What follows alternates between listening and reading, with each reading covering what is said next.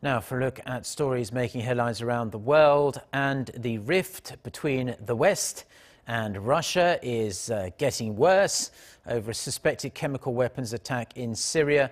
The global chemical weapons watchdog says its experts are being blocked by Syrian and Russian authorities from entering the alleged attack site. For more on this and a range of other international news, let's turn to our Ro Aram. So, Adam, let's start with Syria. What's the latest? Well, Mark, the UK says inspectors from the Organisation for the Prohibition of Chemical Weapons were blocked Monday from entering the site in Douma despite having UN clearance. The US says that is because Syria and its allies are trying to tamper with evidence on the ground.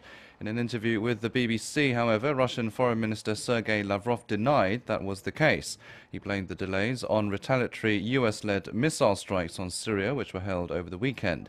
He also said the US and its allies had no proof of the alleged poison gas attack, saying that any evidence they claim to have is from media reports and social media. The United States and France say they have proof of such an attack took place, but haven't yet made that evidence public.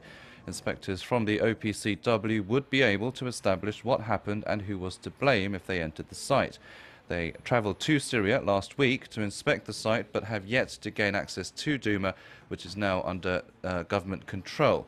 But the Russian military said they will be allowed to visit the site on Wednesday. Meanwhile, President Trump has reportedly put a stop to plans to impose additional sanctions on Russia over its role in the alleged attack.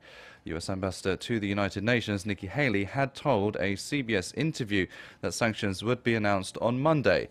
US media have quoted White House officials as saying that Trump conferred with his national security advisors after Haley's announcement, but was uncomfortable with approving economic sanctions at this time.